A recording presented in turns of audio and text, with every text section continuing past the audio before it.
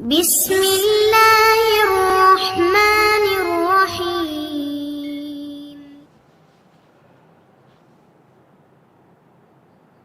அஸ்ஸலாமு அலைக்கும் வரஹ்மத்துல்லாஹி வபரகாத்துஹு.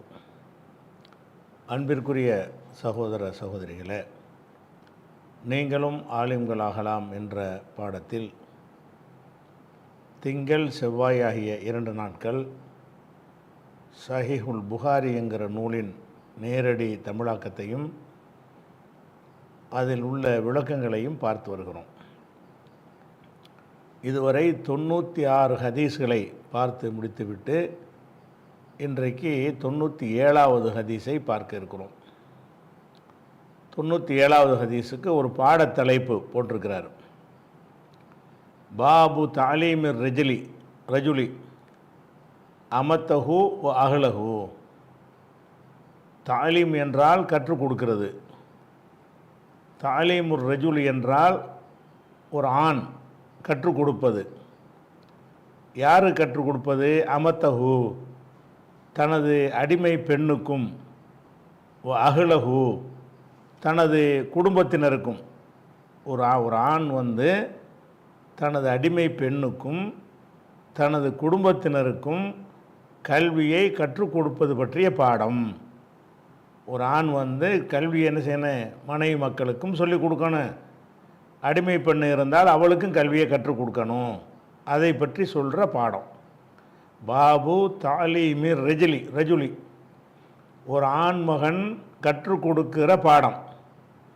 யாரு கற்றுக் கொடுப்பது? அமத்தஹு, அவனுடைய அடிமை பெண்ணுக்கும், அஹ்லஹு, அஹ்லுன்னா பொதுவாக மனைவிக்கு தான் சொல்லுவாங்க, அவனுடைய மனைவிக்கும் கற்றுக் கொடுப்பது குறித்த ஒரு பாடம். அது சம்பந்தமான ஹதீஸை கொண்டு வர போகிறார். அதான் 97வது ஹதீஸ். அஹ்பரனா முஹம்மதுன், முஹம்மது நமக்கு அறிவித்தார். முஹம்மதுன்னா நிறைய பேர் இருப்பாங்கள்ல. ஹுவ இப்னு சலாம், இவர் சலாமுடைய மகன். அதாவது முகமது இப்னு சலாம்னு சொல்லிட்டு போயிருக்கலாம். முகமது ஹுவ இப்னு சலாம், அந்த ஹுவ தேவையில்லை, இருந்தாலும் போட்டிருக்கா. அஹ்பரனா முஹம்மதுன், முகமது நமக்கு அறிவித்தார். ஹுவ, அவர் இப்னு சலாம், சலாம் என்பவருடைய மகனாவார். ஹதசனா, நமக்கு அவர் சொல்கிறார். ஹதசனா அல் முஹாரிபியு, முஹாரிபி என்பவர் நமக்கு சொன்னார். முகமது சொல்கிறாரு, ஹதசனல் முஹாரிபியு, முஹாரிபி என்பவர் நமக்கு சொன்னார். கால, இப்போ முஹாரிபி சொல்கிறாரு, ஹதசனா சாலிஹ் இப்னு ஹையான், சாலிஹ் இப்னு ஹையான் என்பவர் நமக்கு சொன்னார். கால, அவர் சொல்கிறாரு, கால ஆமிருன் அஷாபி, ஆமிர் அஷாபி என்பவர் சொன்னார். அவர் என்ன சொன்னார்ன்னு கேட்டால், ஹத்தசனி அபு புர்தா, எனக்கு அபு புர்தா சொன்னார். ஹத்தசனி எனக்கு அறிவித்தார். அபு புர்தா, அபு புர்தா என்பவர் எனக்கு அறிவித்தார். யார் வழியாக அறிவித்தார் என்றால், அன் அபீஹி, அவருடைய தந்தை வழியாக.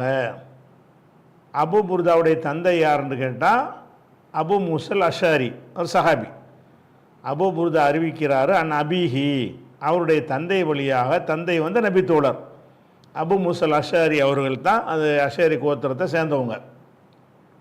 கால, அபு மூசல் அஷாரி சொல்கிறாரு, கால ரசூலுல்லாஹி ஸல்லல்லாஹு அலைஹி வஸல்லம், அல்லாஹ்வுடைய தூதர் கூறினார்கள், சலாசத்துன், 3 நபர்கள், லஹும் அஜ்ரானி, அவர்களுக்கு இரட்டை கூலி உண்டு.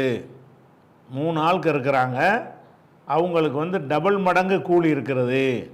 எல்லாத்துக்குமே 2 கூலி. அது யார் 3 ஆளுன்னு கேட்டால், ரஜுலுன் மின் அஹ்லில் கிதாபி, ஒரு வேதக்காரரை சேர்ந்த ஒரு மனிதர், யஹூதி நசாராவை சேர்ந்த ஒரு மனிதர். ஆமன பி நபியிகி, அவருடைய நபியையும் நம்பினார். ஆமன பி முஹம்மதின் ஸல்லல்லாஹு அலைஹி வஸல்லம், முஹம்மது ஸல்லல்லாஹு அலைஹி வஸல்லம் என்னையும் நம்பினார். இவருக்கு 2 கூலி இருக்குது.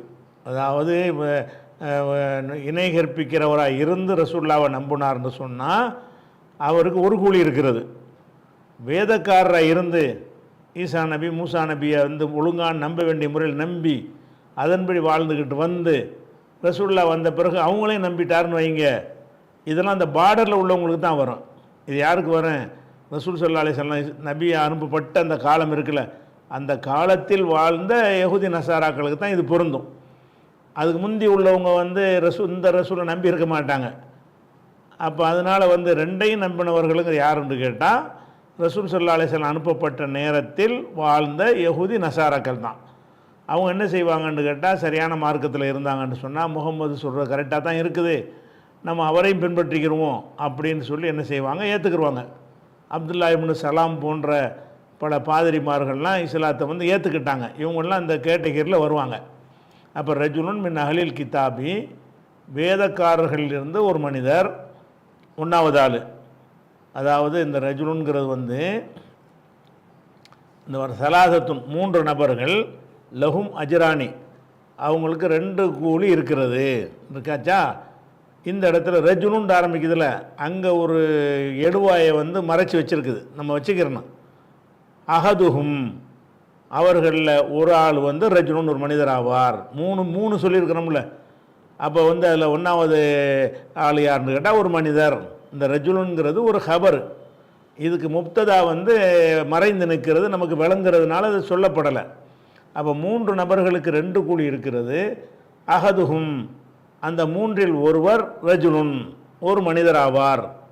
மின் அஹ்லில் கிதாபி, வேதமுடையவர்களில் உள்ள ஒரு மனிதர் ஆவார். அவருக்கு 2 கூலி கிடைக்குதுன்னு கேட்டால், ஆமன பி நபிஹி, அவருடைய நபி, அவருக்கு ஒரு நபி அனுப்பப்பட்டிருப்பாங்கல்ல, அந்த நபியையும் நம்பிக்கை கொண்டார். ஆமன பி முஹம்மதின் ஸல்லல்லாஹு அலைஹி வஸல்லம், முகமதையும் நம்பினார். இது முதலாவது ஆள். இவருக்கு 2 கூலி இருக்கிறது. நீ அந்த நபியை நம்பின, இந்த நபியை நம்பின அப்படின்னு சொல்லி இவருக்கு வந்து 2 கூலி இருக்கிறது என்று ஆளை சொல்லிட்டாங்க. ஒல் அப்துல் மம்லூக்கு, அப்போ சானிஹிம், இவர்களில் 2வது ஆள் யாருன்னு கேட்டால் அல் அப்துல் மம்லூக்கு. அப்துன்னா அடிமைன்னு அர்த்தம்.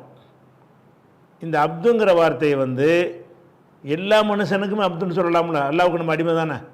அப்து என்பது வந்து ஒரு மனிதனுக்கு அடிமையாக இருக்கிறான்ல, அவனே அப்துன்னு சொல்லலாம்.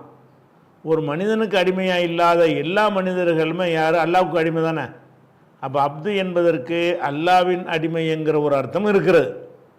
அப்து என்பதற்கு மனுஷனுக்கு அடிமையாக இருப்பாங்கள்ல, விலைக்கு வாங்கி அந்த மாதிரி ஒரு போரில் பிடிபட்டு இப்படி அடிமையாக இருப்பாங்கள்ல, அதுக்கு உள்ள வார்த்தை அப்து தான். அப்போ இந்த அப்துங்கிற வார்த்தை வந்து பரந்த அர்த்தம் உள்ளதாக இருக்கிறதுனால இது மனுஷனுக்கு அடிமையை தான் குறிக்குது என்று காட்டுவதற்காக ஒல் அப்துல் மம்லூக்கு, உடமையாக்கப்பட்ட அடிமை, அதாவது மனுஷனுக்குள்ள அடிமைன்னு சொல்கிறாங்க. ஒல் அப்துன்னு மட்டும் சொன்னோம்னு சொன்னால் அடியான் என்று அர்த்தம் செஞ்சுருவாங்க. அந்த மனுஷனுக்கு அடிமைன்னு அர்த்தம் செய்யாமல் அடியார்கள், பொதுவாக எல்லாரையும் குறிக்கக்கூடிய ஒரு அர்த்தத்தில் அந்த வார்த்தை வந்துடும். அதுக்காக என்ன செய்வாங்கன்னா, அந்த மனுஷனுக்கு அடிமையாக இருப்பாங்கள்ல, சுதந்திரமாக இல்லாமல் ஒரு அடிமையாக விற்கப்பட்டு வாங்கப்பட்டவர்களாக இருப்பாங்கள்ல, அந்த மாதிரியான ஆளை குறிப்பதாக இருந்தால் அல் அப்துல் மம்லூக்குன்னு சேர்த்துக்கிடுவாங்க. அப்போ அல் அப்துல் மம்லூக்கு, மம்லூக்கு என்றால் மில்க்கு, உடைமைன்னு இருக்குல்ல, மாலிக் என்ற எஜமான், மம்லூக்குன்னா உடைமையாக்கப்பட்டவன்.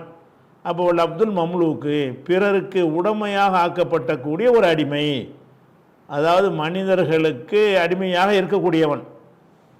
2வது ஆலிமன், இவன் வந்து இதா அத்தா ஹக்கல்லாஹி, அல்லாவுக்கு செய்ய வேண்டிய கடமையை நிறைவேற்றுவாரையானால், ஓ ஹக்க மவாலிஹி, அவருடைய எஜமானர்களுக்குரிய ஹக்கையும் நிறைவேற்றுவாரையானால் அவர் 2வது ஆள். இவருக்கு டபுள் கூலி இருக்கிறது. அல்லாஹ் சொன்ன கடமையும் செய்கிறாரு, நம்ம ஒரு அடிமைங்கிற நிலையில் நம்ம சிக்கிட்டோம், அவன் காசை கொடுத்து நம்மளை வாங்கியிருக்கிறான், அவனுக்கு நம்ம விசுவாசமாக இருப்போம் அப்படின்னு அவனுக்குரிய கடமையும் செய்து கொண்டு அல்லாவுக்குரிய கடமையும் செய்து அடிமையாக இருந்தால் அவருக்கு 2 கூலி இருக்கிறது. அப்போ அடிமையாக இருக்கக்கூடியவர்களுக்கு வந்து அடிமை இல்லாதவர்களுக்கு கிடைக்கிற கூலியை விட டபுள் மடங்கு கூலி இருக்கும். அப்போ அடிமைன்ற நிலையில் இருந்தாங்கன்னா அவங்களுக்கு 2 கூலி கிடைக்கிறது. எதனால் கிடைக்கிறது? அவங்களுக்கு எக்ஸ்ட்ரா சுமை எல்லாம் சுமத்தி இருக்கிறான். அதாவது அல்லாவுக்கு அடிமையாக இருக்கிறது அனைவருக்கும் உள்ள ஒரு விஷயமாக இருந்தாலும் இவருக்கு வந்து ஒரு மனுஷனுக்கும் அல்ல அடிமையாக்கி வச்சுவிட்டான். அப்படிங்கும்போது அவன் சொல்கிறதையும் கேட்டு நடக்கக்கூடிய ஒரு நிலைமையில் இவர் ஆயிடுறாரு. அப்போ ரெட்டை சுமை தானே, ரெட்டை சுமை இருக்கும்போது அதில் நாணயமாக அவர் நடந்து கொண்டாரையானால் அவருக்கு 2 கூலி மறுமையில் இந்த அடிமைன்னு இருந்தவங்க உயர்ந்த நிலையில் இருப்பார்கள். அதுக்காக வேண்டி இதை சொல்லப்பட்டது. அவள் அப்துல் மம்லூக்கு, ஒரு அடிமையாக இருக்கிறவன், இதா அத்தா ஹக்கல்லாஹி, அல்லாவுடைய ஹக்கை நிறைவேற்றுவாரையானால், அத்தாண்ட நிறைவேற்றுறது. இப்போ ஹக்க மவாலிஹி, மவாலின்னா மௌலாவுடைய ஜம்மு மவாலி, மௌலான்னா அவர் விலை கொடுத்து வாங்கினவர், உரிமையாளர்.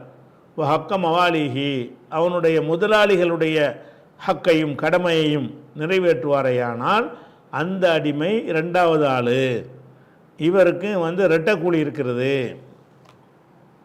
ரஜுலுன் 3வது ஆள், ஒரு சாலிசு 3வது ரஜுலுன் ஒரு மனிதர், காணத்து இந்தஹு அமத்துன், அவரிடத்தில் ஒரு அடிமை பெண் இருக்கிறாள். ஒரு ஆள் இருக்கிறாரு, அவர் ஒரு அடிமை பெண் அடிமையாக நினச்சிருக்காரு. ஒரு பெண்ணை அடிமைன்னு அந்த காலத்தில் விற்று, இஸ்லாம் பிறகு ஒழிச்சிருச்சு அதை. ஆரம்ப காலத்தில் அடிமை ஆண்கள் இருந்தாங்க, அடிமை பெண்களும் இருந்தார்கள்.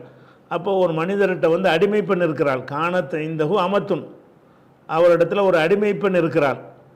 இவள் அடிமை பெண்ணாச்சேன்னு அவர் நினைக்காம அத்தபஹா, அவளுக்கு ஒழுக்கத்தை கற்பிக்கிறார். அஹ்சன ததீபஹா, அந்த ஒழுக்கத்தை அழகுற கற்பிக்கிறார். அடிமை பெண்ணுக்கு என்ன செய்கிறாரு, இஸ்லாம்டா என்ன, தொழுகை, நோன்பு, வணக்க வழிபாடு எல்லாத்தையுமே அழகாக கற்றுக் கொடுக்குறார்.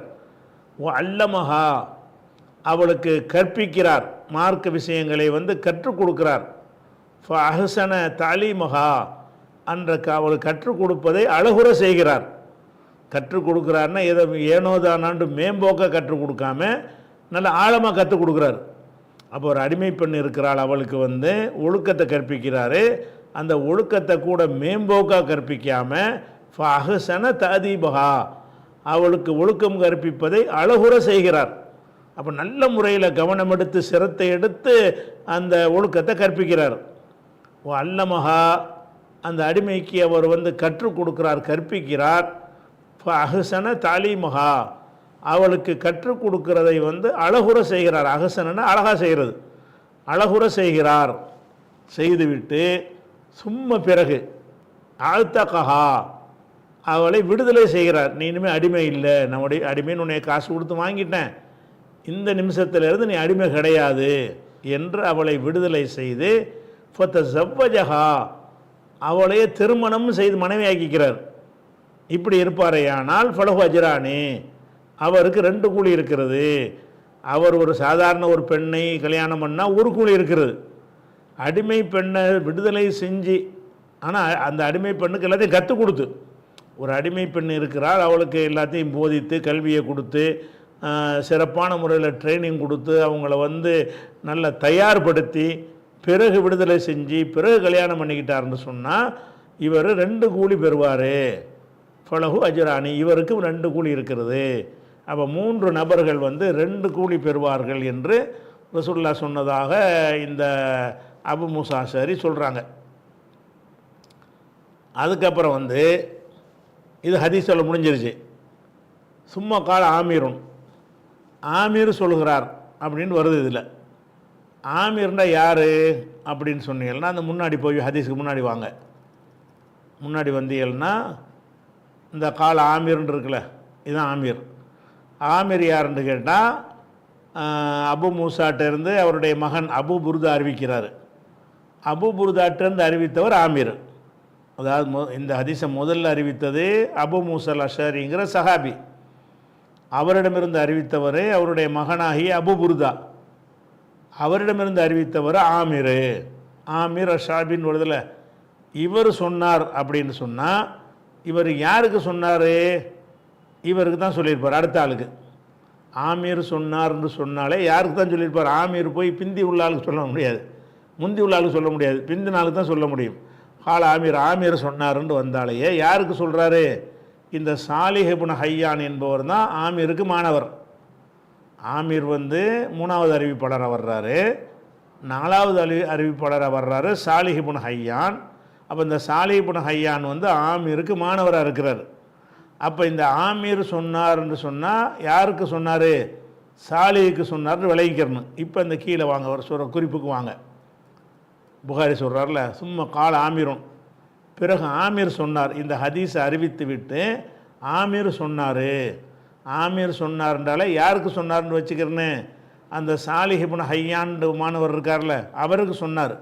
என்ன சொன்னார்ன்னு கேட்டால், அத்தை நாக்கஹா, இதனை நாம் உமக்கு வழங்கி இருக்கிறோம், பி கைரி ஷையின், எந்த ஒரு பிரதிபலனும் இல்லாமல், சும்மா உனக்கு தந்திருக்கிறேன். இந்த ஹதீஸை வந்து உனக்கு சொல்லி தருவதற்காக நம்ம காசு எதுவும் வாங்கலப்பா, அவன்கிட்ட ஃப்ரீயாக தந்திருக்கேங்கிறார். இந்த ஆமீர் என்பவர் இந்த ஹதீஸை சாலிஹ் இப்னு ஹையானுக்கு சொல்லிட்டு சொல்கிறாரு, நீ லேசாக கேட்டு போயிடாத, இந்த ஹதீஸை உனக்கு சொல்லி தருவதற்காக வேண்டி நான் ஏதாவது ஆதாயம் அடைஞ்சேனா, உங்கள்கிட்ட லாபத்தை எதிர்பார்த்தேனா, சும்மா தந்திருக்கிறேன் உனக்கு இந்த செய்தியை, எந்த ஒரு செய்யின், எந்த பொருளும் இல்லாமல், செய்யின்னா பொருள், கைரி செய்யின்னா எந்த பொருளும் இல்லாமல், அதாவது எதையும் வாங்காமல், கட்டணம் பெறாமல் அப்படின்னு போல அர்த்தம் வச்சுக்கலாம்.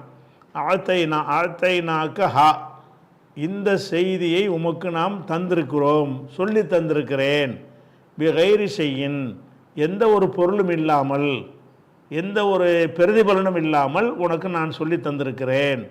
முக்கியத்துவத்தை சொல்கிறார். இந்த பார்ப்பார், எந்த சிரமம் படல, நீ இருந்த இடத்துல உட்காந்து லட்டு மாதிரி ஒன்று வாங்கிட்டு போகிறேன், இந்த மாதிரியான இதை தருவதற்காக வேண்டி நான் வந்து எந்த ஒன்றையும் நான் என்ன செய்யலை, உனக்கு வந்து வாங்கலை சொல்லிட்டு, அதுக்கான யுருக்கபு,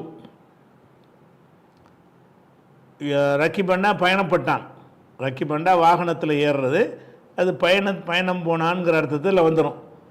அதுக்கான யுருக்கபு, பயணம் செய்யப்பட்டு உள்ளது, இருந்தது, ஃபீமா தூனகா, இதை விட கீழே, தூணண்டா கீழே உள்ளது, அது நாங்கிறோம்ல, அது நான்னா ஆளாண்டா மேலே உள்ளது, அது நான்னா கீழே உள்ளது, அது தூணை என்பது அதுனாவுடைய இன்னொரு வடிவம்தான்.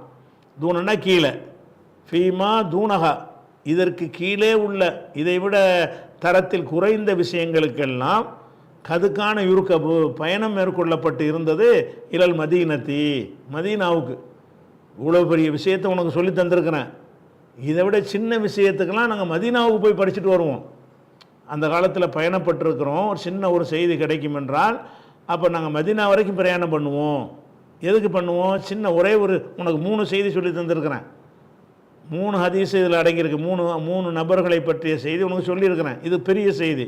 இது இல்லாமல் ஒரு சின்ன செய்திக்கெல்லாம் மதீனா வரைக்கும் பிரயாணம் பண்ணப்பட்டிருக்கு கடந்த காலங்களில், நம்ம முன்னோர்கள் பண்ணி இருக்கிறாங்க. அப்படியாப்பட்ட நிலையில் உனக்கு வந்து இவ்வளோ பெரிய செய்தியை உனக்கு ஃப்ரீயாக தந்திருக்கிறேங்கிறார். சும்மா கால ஆமீர் சொல்கிறாரு, அத்தை நாக்கஹா, இதனை உமக்கு நாம் தந்திருக்கிறோம், கைரி செய்யின், எந்த ஒரு பொருளும் இல்லாமல், பிரதிபலன் இல்லாமல், விலை இல்லாமல் தந்திருக்கிறோம் சொல்லிவிட்டு அதனுடைய முக்கியத்துவத்தை தான் சொல்கிறார். இந்த செய்தியை வந்து சொல்லி கொடுக்குறாருல, அதனுடைய முக்கியத்துவத்தை மாணவருக்கு புரிய வைக்கிறக்கா சொல்கிறாரு. கதுக்கான யுருக்கபு, பயணம் மேற்கொள்ளப்பட்டு வந்தது, யுருக்கபுன்னா காண வந்துருச்சுல, கடந்த காலத்தில் உள்ளது, காண யுருக்கபு என்றால் பயணம் மேற்கொள்ளப்பட்டு வந்தது, ஃபீமா தூனகா, இதற்கு கீழே உள்ள விஷயங்களுக்காக, அதாவது இப்போ நான் சொன்னது பெரிய விஷயம், இது கீழே உள்ளதுன்னா சின்ன விஷயம், சின்ன விஷயத்திற்காகவெல்லாம் பயணம் மேற்கொள்ளப்பட்டு இருந்தது, இலல் மதீனத்தி, மதீனா வரைக்கும். இங்கேருந்து மதீனா வரைக்கும் என்ன செய்வோம், நாங்கள் பிரயாணம் பண்ணி போயிட்டு ஒரு செய்திக்காக மதீனா வரைக்கும் போயிட்டு வருவோம். இதை விட சின்ன செய்திக்காக வேண்டி அவ்வளோ ரிஸ்க் எடுத்து தரக்கூடிய ஒரு விஷயம் வந்து உனக்கு ஃப்ரீயாக கிடச்சிருக்குங்கிறார். அதான் இதை விட சின்ன விஷயத்துக்கே மதீனா வரைக்கும் பிரயாணப்பட்டு போய் பல நாட்கள் செலவழித்து உங்களுக்கு அந்த செய்தியை வந்து போய் அறிஞ்சிக்கிட்டு வருவாங்க. ஒரு காலம் இருந்துச்சு. உனக்கு என்னென்னு கேட்டால் உட்கார்ந்த இடத்துலேருந்து எந்த ஒரு பிரதிபலனும் வாங்காமல் ஓசையாக நான் சொல்லி தந்திருக்கிறேன் அப்படின்றத அவர் சொல்கிறார். ஆனால் இது சொல்லியிருக்கிறது புகாரி, இதை தவிர்த்துருக்கலாம். அவர் தன்னைத்தானே கொஞ்சம் பெருமைப்படுத்துகிற மாதிரி சொன்னார்னா அதை கழிச்சிருக்கலாம் ஹதீஸிலேருந்து. ஹதீஸோடு முடிக்காமல் என்ன செய்கிறாரு, அவர் சொன்னதையெல்லாம் பதிவு பண்ணுறார். இது ஹதீஸே கிடையாது, இந்த சும்மா காலங்கிறது வஹியும் கிடையாது, ஹதீஸும் கிடையாது. ஆமீருங்கிறவர் மாணவர்கிட்ட உனக்கு ஓசையாக தான் சொல்லி தந்திருக்கேங்கிறார். இது வந்து சொன்னார்னா இது தகவலாக வச்சுக்கலாம், ஹதீஸுங்கிற லெவலில் கொண்டாந்து வைக்க தேவையில்லை, ஆனால் வச்சிருக்கிறார். சும்மா கால ஆமீரும். பிறகு ஆமீர் சொல்லுகிறாரு, ஆத்தை நாக்கஹா, இதனை நாம் உமக்கு தந்திருக்கிறோம், கைறு செய்யின், எந்த ஒரு பொருளும் இல்லாமல், விலை இல்லாமல் தந்திருக்கிறோம். கதுக்கான யுர்கபு பயணம் மேற்கொள்ளப்பட்டு இருந்தது, ஃபீமா தூனகா இதற்கு கீழுள்ள விஷயங்களுக்காக, இதை விட தரத்தில் குறைந்த விஷயத்திற்காக பயணம் மேற்கொள்ளப்பட்டு வந்தது இலல் மதீனத்தி மதீனா வரைக்கும். அப்படிப்பட்ட நிலையில் உனக்கு ஃப்ரீயாக தந்திருக்கிறேங்கிறார். சரியா? அடுத்தது 97 முடிஞ்சிருச்சா? இது 98. 98க்கு என்ன செய்கிறாருன்னா அதுக்கு ஒரு பாடம் போடுறார். பாபு இலத்தில் இமாமி அன் நிசா வ தாலீமி ஹின்ன. இதில் இலத்துங்கிற வார்த்தை இருக்குல்ல, இது வாவு ஐனு வரக்கூடிய சொல்லுக்கு வாலன்னு சொல்லுவாங்க. வாலன்னா உபதேசம் செய்தான். அதனுடைய மஸ்தரை என்ன செய்யணும்னு கேட்டால் ஈழத்துண்டு வந்துடும். உங்களுக்கு ஏற்கனவே சொல்லியிருக்கிறோம், வசனன்னு இருக்குது. வாவு ஜே நூனு வசன. அந்த ஃபாவுடைய இடத்துல வாவு வந்துருச்சுன்னு சொன்னால் அதுக்கு சிறப்பு சட்டம் இருக்குன்னு நம்ம சொல்லியிருக்கிறோம். இந்த வசன என்பதற்கு எவ்சினு என்று வருங்காலம் வந்துச்சுன்னு சொன்னால் எவ்சின்னு சொல்ல மாட்டாங்க, எசினுன்னு சொல்லுவாங்க. வசனன்னு இருக்குல்ல, வசன என்பதற்கு எஃப் அலு என்று வருங்காலம் வந்துச்சுன்னா எஃப் அலுன்னே சொல்லிடுவாங்க. எஃப் உலு என்று வருங்காலம் வந்துச்சுன்னா அது அப்படியே சொல்லிடுவாங்க. எஃப் இலு என்று வருங்காலம் வந்துச்சுன்னு சொன்னால் வசன எவ்சினு என்று வந்தால் எசினுன்னு சொல்லுவாங்க. வசனன்னா நிறுத்து பார்த்தான், எடை போட்டான், தராசில் நிறுக்கிறது. வசன எசினு, எவ்சின்னு சொல்ல மாட்டாங்க. அப்படி உள்ள வருங்காலம் வரும்போது அதனுடைய மஸ்தர் எப்படி வரும்னு கேட்டால் ஜினத்துன். வசன எசினு ஜினத்துன், நிறுத்தல். அப்போ வசன என்பதற்கு மஸ்தர் என்ன? ஜினத்துன். அந்த வாவு போயிடுது பாருங்க. வசன என்பதில் இந்த ஜனங்கிறது தான் இருக்குது, வாவு போயிடுச்சு. மஸ்தரில் ஒரு தேயை சேர்த்துக்கிட்டாங்க. வசன எசினு ஜினத்துன்னு வருது. அதே மாதிரி வசல என்றால் சேர்ந்தான். ஒரு இடத்துக்கு ஊருக்கு போய் சேர்ந்தான்ங்கிறோம்ல, அதுக்கு பேர் வசல. வசலவுடைய வருங்காலம் எவ்சிலு சொல்ல மாட்டாங்க, எசிலும்பாங்க. வசல எசிலு. அப்போ மஸ்தர் என்ன? சிலத்துன். சிலத்துன்னா இணைதல், சேர்தல். வசல சேர்த்தான், சிலத்துன் சேர்தல். அப்போ மஸ்தர் இப்படி வருது, வசல என்பதற்கு சிலத்துண்டு வருது. எப்போ அதனோட வருங்காலம் எஃப் இலுண்டு வந்தால். அதே மாதிரி வசஃபை என்றால் வர்ணனை செய்கிறது, ஒரு விஷயத்தை வர்ணிக்கிறது. வசஃபன்னு சொன்னால் வர்ணித்தான். அதனுடைய வருங்காலம் எவ்சிஃபுண்டு வருமா, எசிஃபுண்டு சொல்லுவாங்க. வசஃப எசிஃபு வர்ணிப்பான், வர்ணனை செய்வான். அதுக்கு மஸ்தர் என்ன? சிஃபத்துன். வசஃப எசிஃபு சிவத்துன், வசன எசினு ஜினத்துன், வசல எசிலு சிலத்துன், வஅல யஇலு இலத்துன். அதான் இது அந்த மாதிரி உள்ளது. இது ஏற்கனவே உங்களுக்கு இல்லத்துடைய பாடத்தில் உங்களுக்கு சர்ஃபில் முன்னாடியே நடத்தியிருக்கிறோம். அந்த பாடத்தை எடுத்து நீங்கள் பார்த்துக்கிட்டீங்கன்னா கூடுதல் தெளிவு கிடைக்கும். அப்போ இலத்துன் என்று சொன்னால், வஅல என்று சொன்னால் அறிவுரை கூறினான். இலத்துன் என்று சொன்னால் அறிவுரை கூறுதல். இலத்தில் இமாமி, இமாம் அறிவுரை கூறுவது பற்றிய பாடம். பாபு இலத்தில் இமாமி, இமாம் அறிவுரை கூறுவது பற்றிய பாடம். யாருக்கு அறிவுரை கூறுவது? ஒரு இமாமாக இருக்கக்கூடியவர், தலைவராக இருக்கக்கூடியவர் அறிவுரை கூறுவது யாருக்கு என்றால் அந்நிசா, பெண்களுக்கு. இப்போ அறிவுரை என்பது ஜென்ரலாக ஆண் பெண் எல்லாத்துக்கும் சேர்த்து சொல்லுவாங்க, அல்லது ஆண்கள் மட்டும் இருக்கிற சபையில் சொல்லுவாங்க. இது இல்லாமல் பெண்களுக்கு பிரத்யேகமாக ஒரு அறிவுரை கூறுவது பற்றிய பாடம். பெண்கள் பயான்லாம் வைக்கிறாங்கல்ல, பெண்களுக்குன்னு தனியாக பயான் வைக்கணுமா, வைக்கலாமா அப்படின்லாம் கேட்பார்களே. ஆனால் அதற்கு ஏற்ற மாதிரி இந்த ஹதீஸ் இருக்கிற வைக்கலாம்ன்ற கருத்து தருகிறது. அதுக்கு தான் கொண்டு வர்றார். பாபு இல்லத்தில் இமாமி, இமாமாக இருப்பவர், தலைவர். இமாம்னா தலைவர். இமாம் என்ன செய்வது? அறிவுரை கூறுதல். அந்நிசா, பெண்களுக்கு அறிவுரை கூறுதல் பற்றிய பாடம். ஓ தலீமி ஹின்ன, அந்த பெண்களுக்கு கற்றுக் கொடுப்பது பற்றிய பாடம். இது பாபு தாலீம்ங்கிறத இல்லத்தில் அத்துஃபாயிரும். பாபு தாலிமி ஹின்ன, அந்த பெண்களுக்கு வந்து கற்றுக் கொடுப்பது பற்றிய பாடம். அப்போ இமாம் வந்து பெண்களுக்கு அறிவுரை கூறி கற்றுக் கொடுப்பது பற்றிய பாடம் மொத்தமாக சேர்த்து செஞ்சோம்னா பாபு இல்லத்தில் இமாமி, இமாம் அறிவுரை கூறுவது பற்றிய பாடம், அந்நிசா பெண்களுக்கு, தலீமிஹின்ன மேலும் அவர்களுக்கு கற்றுக் கொடுப்பது பற்றிய பாடம். பெண்களுக்கு அறிவுரையும் சொல்வது, மார்க்கத்தை கற்றும் கொடுப்பது பிரத்யேகமாக தனிப்பட்ட முறையில் அப்படிங்கிறது பற்றிய பாடம். அந்த பாடத்துக்குள்ள ஹதீஸ் தான் 98.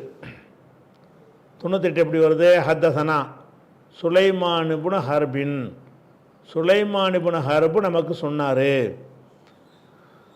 கால அவர் சொல்லுகிறாரு, ஹத்தசனா ஷுபத்து, ஷுபா நமக்கு அறிவித்தார்.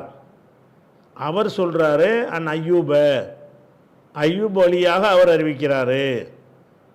கால ஐயூபு சொல்கிறாரு சமயத்து அத்தா அன், அத்தா அவர்களிடத்தில் நான் செவியுற்றிருக்கிறேன். கால அத்தா சொல்லுகிறாரு சமயத்து இப்னு அப்பாஸின், இப்னு அப்பாஸில் நான் செவியுற்றிருக்கிறேன். இப்னு அப்பாஸ் என்ன சொன்னார்னா, கால அஷ்ஹது அலன் நபி ஸல்லல்லாஹு அலைஹி வஸல்லம், நபி ஸல்லல்லாஹு அலைஹி வஸல்லம் அவர்கள் மீது நான் சாட்சி கூறுகிறேன் அப்படிங்கிறாரு. இது இந்த ஐஃபன் போட்டிருக்கிறத விட்டுருங்க. இது வந்து ரெண்டு, இதை சொன்னாரா அதை சொன்னாரான்னு உள்ளது தெரியலை. இது வரைக்கும் உள்ள இந்த சிகப்பு கலரில் காட்டுறதை வந்து விட்டுருங்க இப்போதைக்கு. ஏன்னு கேட்டால் இந்த இடத்துல அத்தா சொன்னது வந்து நபியின் மீது சாட்சி சொன்னாரா இப்னு அப்பாஸின் மீது சாட்சி சொன்னாரான்றது டவுட்டை அறிவிக்கிறார் அறிவிப்பாளர். அந்த டவுட்டுக்கு தான் அவுண்டு போடுறாங்க. இந்த ஐஃபோன் போட்டு போட்டாங்கன்னு கேட்டால் இதை சொன்னாரான்னு சந்தேகம். இந்த சந்தேகத்துக்குரியதை விட்டுருவோம், பிறகு கடைசி அர்த்தம் செய்வோம். இன்னொரு ரவுண்டில் வந்து செஞ்சுக்கிடுவோம். இதை விட்டுட்டு என்ன செய்யணும், இதை சொன்னாங்கன்னு வச்சுக்கிடுவோம். அஷ்ஹது அலன் நபி ஸல்லல்லாஹு அலைஹி வஸல்லம், நபி ஸல்லல்லாஹு அலைஹி வஸல்லம் அவர்கள் விஷயத்தில் நான் சாட்சி கூறுகிறேன், அதாவது அவங்க செய்தியை உங்களுக்கு சொல்கிறேன் என்று சொல்லிவிட்டு ஹரஜ, ரசூலுல்லாஹ் வந்து புறப்பட்டார்கள். ஹரஜன்னா புறப்பட்டுவது. எங்கே புறப்பட்டாங்கன்னு கேட்டால் வந்து பெருநாள் திடலுக்கு, இது வேறு ஹதீஸுகளில் வச்சு, இதில் வந்து வெறுமனே புறப்பட்டார்கள் வருகிறது. இது ஒரு பெருநாளுடைய தினத்தில் நடக்கிற சம்பவம். ஒரு பெருநாள் தினத்தில் என்ன செய்கிறாங்கன்னா, முசல்லாவில் தானே போய் தொழுவாங்க. மதீனாவில் முசல்லா என்கிற பேரில் ஒரு திடல் இருந்துச்சு. அந்த திடலில் தான் போய் என்ன செய்வாங்க, ரசூலுல்லாஹ் பெருநாள் தொழுகையெல்லாம் தொழுவாங்க.